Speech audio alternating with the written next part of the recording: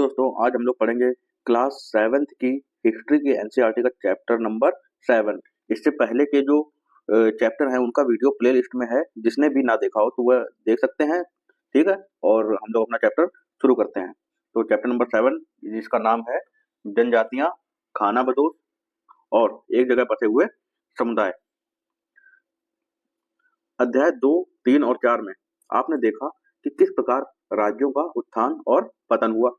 इस उठापटक के बीच ही कलाओं, दस्तकारियों और उत्पादक गतिविधियों की नई किस्में शहरों और गांवों में फल फूल रही थी। एक लंबे अंतराल में कई महत्वपूर्ण राजनैतिक, सामाजिक और आर्थिक परिवर्तन हुए, लेकिन सामाजिक परिवर्तन हर जगह एक समान नहीं थे, क्योंकि अलग अलग किस्म के समाज अलग अलग तरीकों से विकसित हुए। ऐसा कैसे और क्यों हुआ, यह समझना महत्वपूर्ण है। यहाँ देखिए चित्र नंबर 1 दिया हुआ है, जनजातीय नृत्य संताल चित्र खर्रा। ठीक, तो ये इसका नाम है और ये आप देख सकते हैं, ये यहाँ पे इस तरीके से चित्र बने हुए हैं। आगे हम लोग पढ़ते हैं।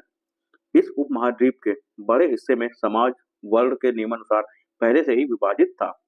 ब्राह्मणों द्वारा सुझाए गए ये नियम बड़े बड़े राज्यों के राजाओं द्वारा स्वीकार किए गए थे। इससे ऊंच और नीच तथा अमीर और गरीब के बीच का फासला बढ़ा। दिल्ली के सुल्तानों और मुगलों के काल में श्रेणीबद्ध समाज ज्यादा जटिल हो गया। अब देखते हैं बड़े शहरों से परे जनजातीय समाज। अलबत्ता दूसरे तरह के समाज भी उस समय मौजूद थे। उपमहाद्वीप के कई समाज ब्राह्मणों द्वारा सुझाए गए सामाजिक नियमों और कर्म कांडों को नहीं मानते थे, और ना ही वे कई असमान वर्गों में विभाजित थे। अक्सर ऐसे समाजों को जनजातियां कहा जाता रहा है। ठीक है, प्रत्येक जनजाति के सदस्य नातेदारी के बंधन से जुड़े होते थे। कई जनजातियां खेती से अपना जीविकोपार्जन करती थीं। कुछ दूसरी जनजातियों के लोग शिकारी, संग्राहक या पशुपालक थे। प्रायः वे अपने निवास स्थान के प्राकृतिक संसाधनों का पूरा पूरा इस्तेमाल करने के लिए इन गतिविधियों का मिला जुला रूप अपनाते थे। कुछ जनजातियां खाना बदोश थी और वे एक जगह से दूसरी जगह घूमती रहती थी। जनजातीय समूह संयुक्त रूप से भूमि और चारागाहों पर नियंत्रण रखते थे और अपने खुद के बनाए नियमों के आधार पर परिवारों के बीच इनका बंटवारा करते थे। इस उपमहाद्वीप के विभिन्न हिस्सों में कई बड़ी जनजातियां फली फूली। सामान्यतः ये जंगलों, पहाड़ों, रेगिस्तानों और दूसरी दुर्गम जगहों पर निवास करती थीं। कभी कभी जाति विभाजन पर आधारित अधिक शक्तिशाली समाजों के साथ उनका टकराव होता था।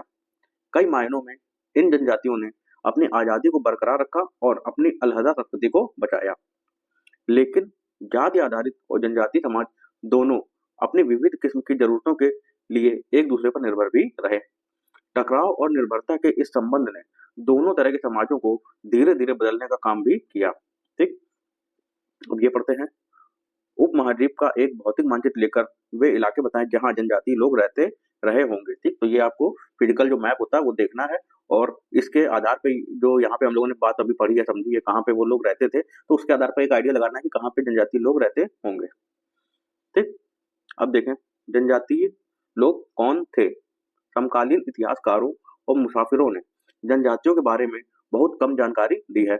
कुछ अपवादों को छोड़ दें तो जनजातीय लोग भी लिखित दस्तावेज नहीं रखते थे, लेकिन समृद्ध रीति रिवाजों और वाचिक या मौखिक परंपराओं का वे संरक्षण करते थे।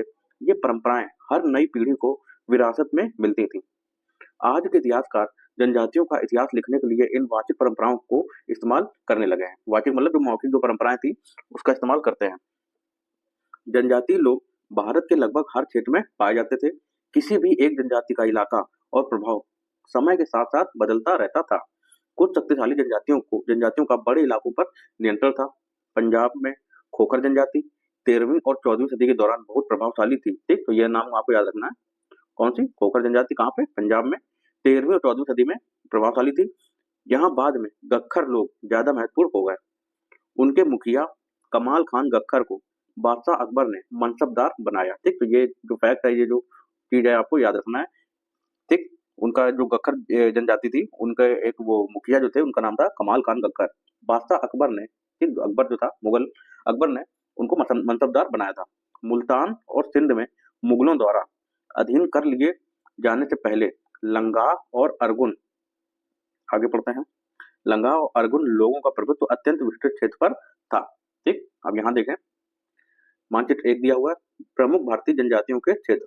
ठीक, तो ये जो क्षेत्र दिए गए हैं वो उनके जनजातियों के जो क्षेत्र हैं, ये मारवाड़ हो गया, यहाँ पे वेतर, यहाँ पे बादागस। ठीक, तो ये है आपका कोरागा। ठीक है, तो ये सब चीजें आपको देखनी। यहाँ पे खासी है, यहाँ पे खासी अगर देखें तो मेघालय का जो क्षेत्र है, यहाँ पे पहाड़ी भी है, गारो खासी जयंतिया नाम से, तो उसी के नाम पे जनजाति का नाम भी है खासी। और यहाँ पे अहोम जनजाति, ये जो अरुणाचल प्रदेश असम का जो क्षेत्र है, यहाँ पे हो गया गोंड, ये हो गई भील।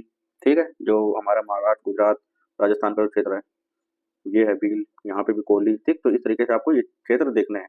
यहाँ पे गखर, खोखर। ठीक है, आगे देखते हैं। उत्तर पश्चिम में एक एक और विशाल एवं शक्तिशाली जनजाति थी, बलोच। ठीक, कहाँ पे? उत्तर पश्चिम में। ठीक, तो ये दिशा है हमारी उत्तर और ये दिशा है हमारी पश्चिम। ठीक, तो इसके जो बीच का जो क्षेत्र है, ये हो गया उत्तर पश्चिम। तो यहाँ पे अगर देखें, यहाँ पे ये दी हुई है बलूची। ठीक है, कौन सी? बलोच। ठीक, ये लोग अलग अलग मुखियों वाले कई छोटे छोटे कुलों में बटे हुए थे। पश्चिमी हिमालय में गड्डी कड़रियों की जनजाति रहती थी। उपमहाद्वीप के सुदूर उत्तर पूर्वी भाग पर भी नागा, अहोम और कई दूसरी जनजातियों का पूरी तरह प्रभुत्व था। ठीक, मौजूदा बिहार और झारखंड के कई इलाकों में 12वीं सदी तक चेर सरदार शाहियों का उदय हो चुका था। बादशाह अकबर के प्रसिद्ध सेनापति राजा मान सिंह ने 1591 में चेर लोगों पर हमला किया और उन्हें परास्त किया।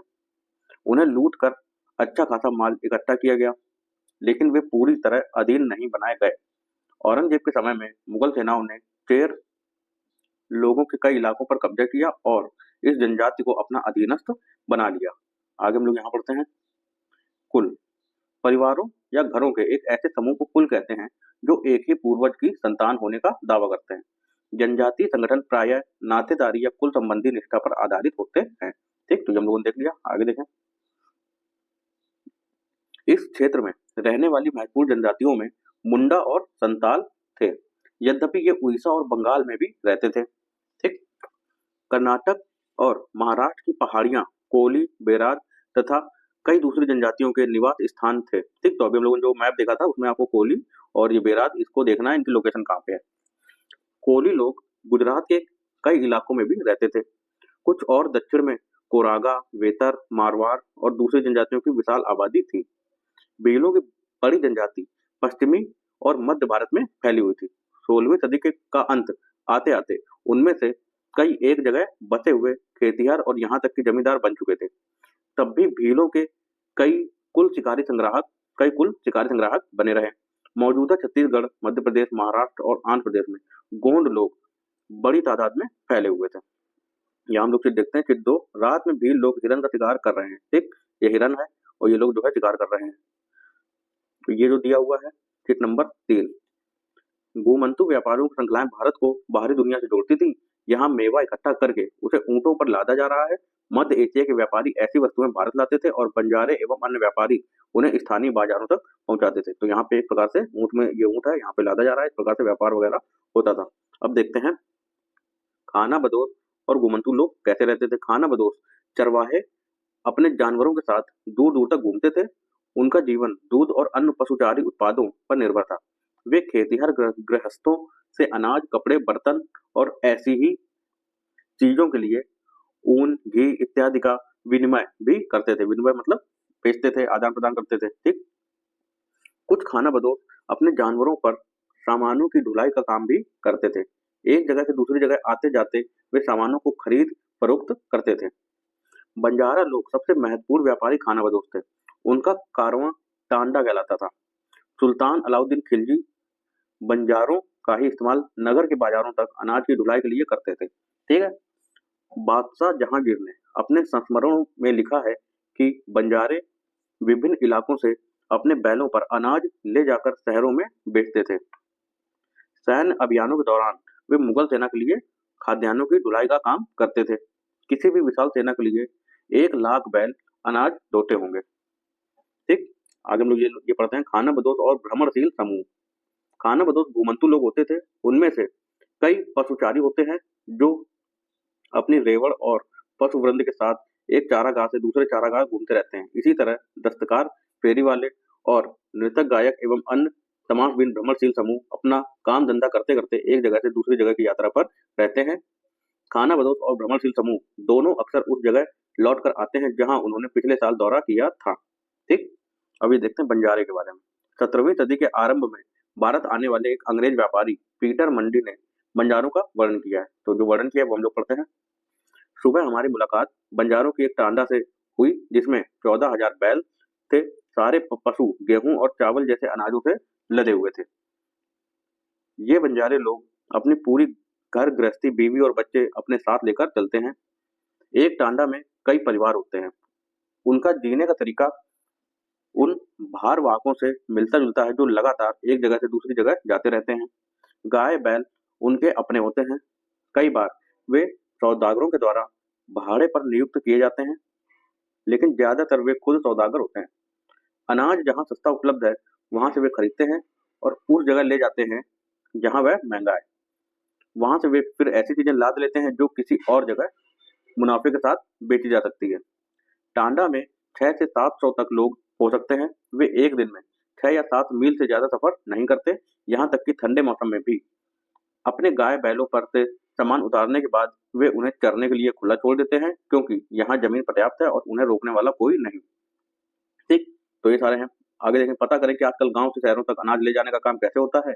बंजारों के तौर तरीकों से यह किन मायनों में भिन्न या समान है। ठीक, तो ये सारी चीजें हम लोग देख सकते हैं। आगे पढ़ें। कई पशुचारी जनजातियां मवेशी और घोड़ों जैसे जानवरों को पालने पोसने और संपन्न लोगों के साथ उन्हें बेचने का काम करती थी। छोटे मोटे फेरी वालों की विभिन्न जातियां भी एक गांव से दूसरे गांव भ्रमण करती थी। ये लोग रस्सी, सरकंडे की चीजें, फूस की चटाई और मोटे बोरे जैसे माल बनाते और बेचते थे। कभी कभी भिक्षुक लोग भी घुमंतु सौदागरों का काम करते थे।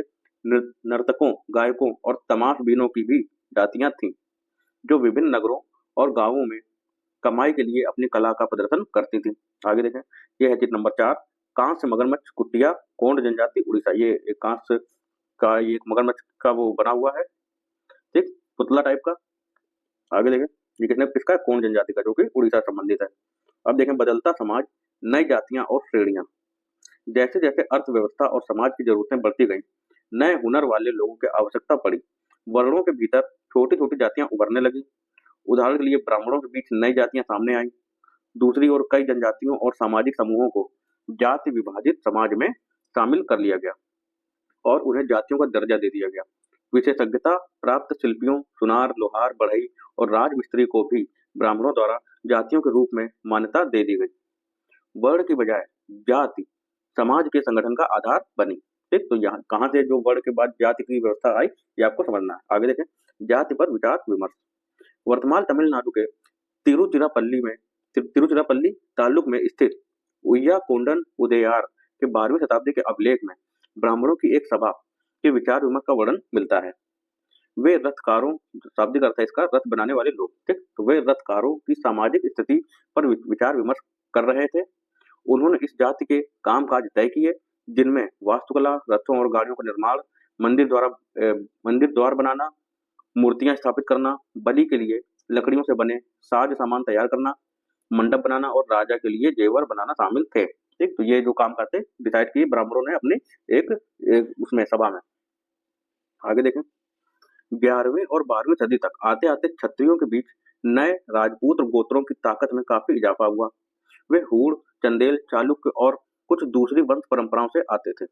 इनमें से कुछ पहले जनजातियों में आते थे और बाद में कई कुल राजपूत मान लिए गए। धीरे धीरे उन्होंने पुराने शासकों की जगह ले ली, विशेषतः कृषि वाले क्षेत्रों में। यहाँ कई तरह के परिवर्तन हो रहे थे और शासकों ने शक्तिशाली राज्यों के निर्माण में अपनी संपदा का इस्तेमाल किया। शासकों के रूप में राजपूत गोत्रों के उदय के उदाहरण का जनजातीय लोगों ने अनुसरण किया। धीरे धीरे ब्राह्मणों के समर्थन से कई जनजातियां जाति व्यवस्था का हिस्सा बन गईं, लेकिन केवल प्रमुख जनजाति परिवार ही शासक वर्ग में शामिल हो पाए। उनकी बहुसंख्यक आबादी समाज की छोटी जातियों में ही जगह बना पाई। दूसरी तरफ पंजाब, सिंध और उत्तर पश्चिमी सरहद की प्रभुत्वशाली जनजातियों ने काफी पहले इस्लाम को अपना लिया था। वे जाति व्यवस्था को नकारते रहे। सनातनी हिंदू धर्म के द्वारा प्रस्तावित गैर बराबरी वाली सामाजिक व्यवस्था इन इलाकों में बड़े पैमाने पर स्वीकार नहीं की गई। ठीक, राज्यों की उत्पत्ति जनजातीय लोगों के बीच हुए सामाजिक बदलाव से गहराई से संबंधित है। हमारे इतिहास के इस महत्वपूर्ण हिस्से के दो उदाहरण नीचे उल्लिखित हैं। ठीक, तो उदाहरण देखते हैं। ये है चित्र नंबर 5। ये गोंड महिला यानी गोंड जो जनजाति है उस जनजाति की एक महिला का चित्र है। ठीक, आगे देखें। स्थानांतरित कृषि, किसी वन प्रांत के पेड़ों और झाड़ियों को पहले काटा और जलाया जाता है, उसी राख में ही फसल बो दी जाती है। जब यह जमीन अपनी उर्वरता खो देती है तब जमीन का दूसरा टुकड़ा साफ किया जाता है और इसी तरह से फसल उगाई जाती है। आगे देखें, नजदीक से एक नजर। गोंड, ठीक, गोंड जाति के बारे में देखेंगे। जनजाति जो है गोंड लोग गोंडवाना नामक विशाल वन प्रदेश में रहते थे। वे स्थानांतरीय कृषि अर्थात जगह बदल बदल कर खेती करते थे। विशाल गोंड जनजाति कई छोटे छोटे कुलों में भी बटी हुई थी। प्रत्येक कुल का अपना राजा या राय होता था। जिस समय दिल्ली के सुल्तानों की ताकत घट रही थी उसी समय कुछ बड़े गोंड राज्य छोटे गोंड सरदारों पर हावी होने लगे थे। अकबर के शासनकाल के एक इतिहास अकबरनामा में उल्लिखित है कि गढ़ कटंगा के गोंड राज्य में 70,000 गांव थे। ठीक, तो ये जो फैक्ट है ये भी आपको याद रखना। अकबरनामा ठीक में उल्लिखित है कि गढ़ कटंगा के गोंड राज्य में 70,000 गांव थे। आगे देखें। इन राज्यों की प्रशासनिक व्यवस्था केंद्रीकृत हो रही थी। राज्य गढ़ों में विभाजित थे। हर गढ़ किसी खास गोंड कुल के नियंत्रण में था। ये पुनः 84 गांवों की इकाइयों में विभाजित होते थे जिन्हें 84 कहा जाता था। 84 का उप विभाजन बरहोतों में होता था। ठीक, तो ये जो क्रम है ये आपको याद रखना, जो 12-12 गांवों को मिलाकर बनते थे। यानी कि जो 12-12 गांव का जो एक समूह था, एक 12 गांव का, उसको क्या बोलते थे? बरहोतों। ठीक, और 84 गांव को 84। बड़े राज्यों के उदय ने गोंड समाज के चरित्र को बदल डाला। उनका मूलतः बराबरी वाला समाज धीरे धीरे असमान सामाजिक वर्गों में विभाजित हो गया। ब्राह्मण लोगों ने गोंड राजाओं से अनुदान में भूमि प्राप्त की और अधिक प्रभावशाली बन गए।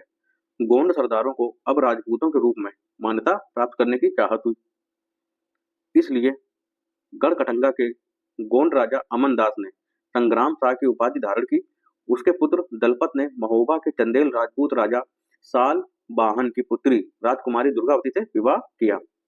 आगे देखें, ये यहाँ पे एक मांझे दिया गया है गोंडवाना का, तो यहाँ पे देख सकते हैं ये है गोंडवाना और यहाँ पे गोंड जनजाति, ये है मंडाला, ये है चाउरागढ़, ये है बायरोगढ़, ये गोरहा, कोलंगा।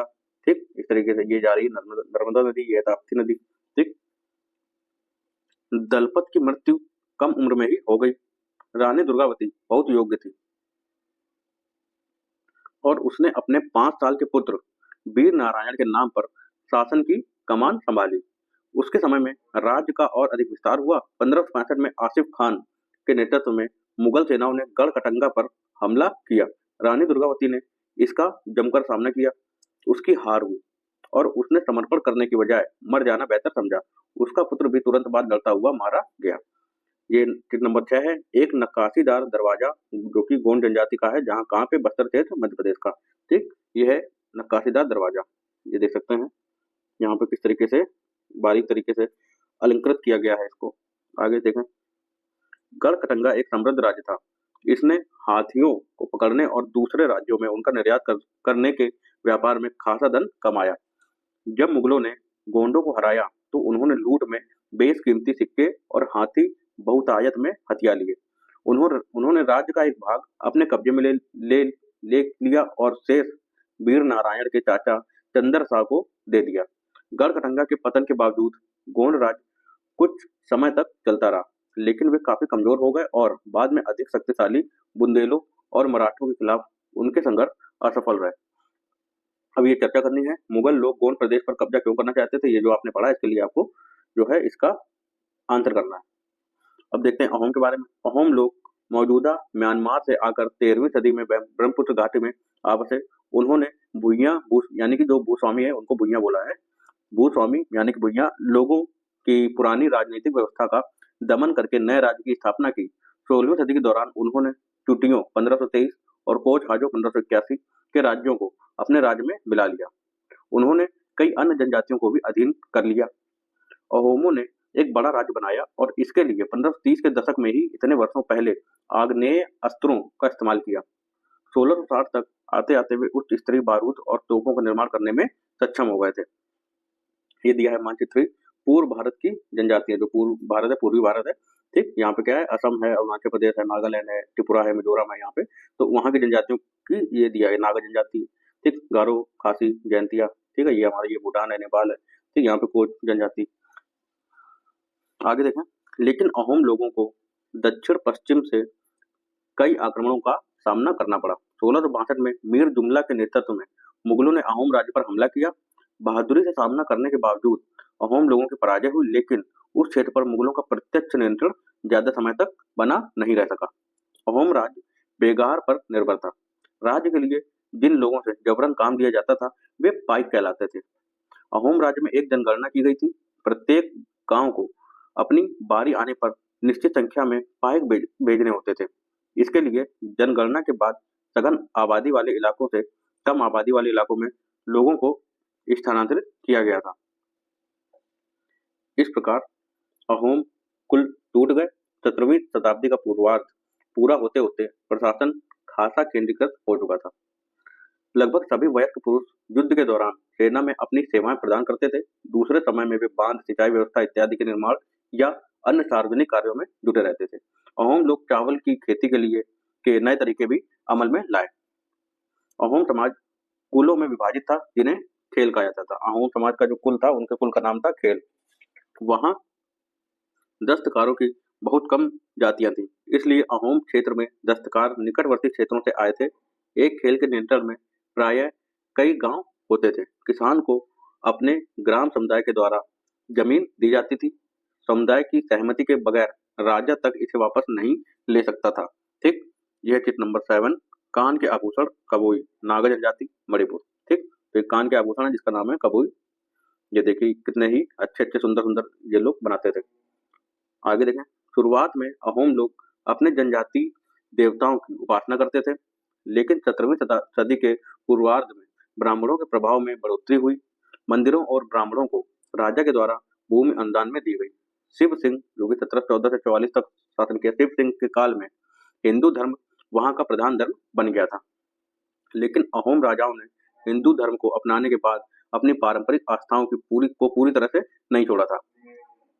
अहोम समाज एक अत्यंत परिष्कृत समाज था। कवियों और विद्वानों को अनुदान में जमीन दी जाती थी। नाट्य कर्म को प्रोत्साहन दिया जाता था। संस्कृत की महत्वपूर्ण कृतियों का स्थानीय भाषा में अनुवाद किया गया था। बुरंजी नामक ऐतिहासिक कृतियों को पहले अहोम भाषा में और फिर असमिया में लिखा गया था। ठीक, तो ये बुरंजी जो है इसको आपको याद रखना है। ठीक, अब ये देखें, आपके विचार में मुगलों ने अहोम प्रदेश को जीतने का प्रयास क्यों किया, ये आपको बताना है। अब देखते हैं निष्कर्ष। जिस युग की हम चर्चा करते आए हैं, उस युग के दौरान उपमहाद्वीप में काफी सामाजिक परिवर्तन हुआ। वर्ण आधारित समाज और जनजातीय लोग एक दूसरे के साथ लगातार संपर्क में आते रहे। इस आदान प्रदान ने दोनों तरह के समाजों में अनुकूलन और बदलाव की प्रक्रिया चलाई। बहुत सी विभिन्न प्रकार की जनजातियां थीं और उन्होंने विभिन्न प्रकार की जीविकाएं अपनाई। कालांतर में उनमें से कई जाति आधारित समाज में शामिल हो गए, लेकिन कईयों ने जाति व्यवस्था और सनातनी हिंदू धर्म दोनों को ही नकार दिया। कुछ जनजातियों ने सुसंगठित प्रशासनिक व्यवस्था वाले विस्तृत राज्यों की स्थापना की। इस तरह वे राजनीतिक रूप से ताकतवर हो गए। इसने उन्हें बृहत्तर और अधिक जटिल राज्यों और साम्राज्यों के साथ संघर्ष की स्थिति में ला खड़ा किया। ठीक, अब हम लोग देखते हैं अन्यत्र इसके बारे में, मंगोल के बारे में। अपने एटलस में, ठीक, तो आपको एटलस में देखना है मंगोलिया ढूंढना है। इतिहास में सबसे प्रसिद्ध पशुचारी और शिकारी संग्राहक जनजाति मंगोलों की थी। वे मध्य एशिया के घास के मैदानों, जो कि स्टेपी, जो मध्य एशिया है उसके जो घास के मैदान है उनको स्टेपी कहते हैं, स्टेपी और थोड़ा उत्तर की ओर के वन प्रांतों में बसे हुए थे। 1206 में चंगेज खान ने मंगोल और तुर्की जनजातियों में एकता पैदा करके उन्हें एक शक्तिशाली सैन्य बल में बदल डाला। किसने? चंगेज खान ने। अपनी मृत्यु के समय 1227 तक वह एक सुविस्तृत प्रदेश का शासक था। उसके उत्तराधिकारियों ने एक विशाल साम्राज्य खड़ा किया। अलग अलग समय में उसके अंतर्गत रूस, पूर्वी यूरोप और चीन तथा मध्य पूर्व का खासा बड़ा हिस्सा शामिल था। मंगोलों के पास सुसंगठित सैन्य एवं प्रशासनिक व्यवस्थाएं थी। ये विभिन्न जातीय और धार्मिक समूहों के समर्थन पर आधारित थी। ठीक, अब यहाँ पे हम लोग देखते हैं आप एक ऐसे खानाबदोश समुदाय के सदस्य हैं जो हर 3 महीने के बाद अपना निवास स्थान बदलता है। इसका आपके जीवन पर क्या प्रभाव पड़ेगा? तो ये जो है आपको इसके बारे में विचार करना है, कल्पना करनी, सोचना है। ठीक, तो ये हमारा हो गया। ये हो गया कुछ क्वेश्चन जिसको आप लोग सॉल्व कर सकते हैं यहाँ पे। इसका आप स्क्रीनशॉट ले लें। ठीक, ये कुछ 20 शब्द हैं जैसे वर्ण, जाति, टांडा, गढ़, 84, बरहोत, भुइयां, ठीक, पाइक, खेल, बुरंजी और जनगणना। ये सब जो शब्द हैं कीवर्ड है बिल्कुल, और इन सब के बारे में आप आंसर कर सकते हैं। यहाँ पे क्वेश्चन दिया हुआ है, ये क्वेश्चन है, एक ये क्वेश्चन है। ठीक है, ये और ये। तो यहाँ पे हम लोगों का जो 7th चैप्टर है, क्लास 7 की जो हिस्ट्री का 7 चैप्टर हम लोगों ने कंप्लीट कर लिया है। इसके आगे हम लोग 8वां चैप्टर पढ़ेंगे जो कि अगले वीडियो में है। तो मिलते हैं नेक्स्ट वीडियो में, तब तक के लिए धन्यवाद।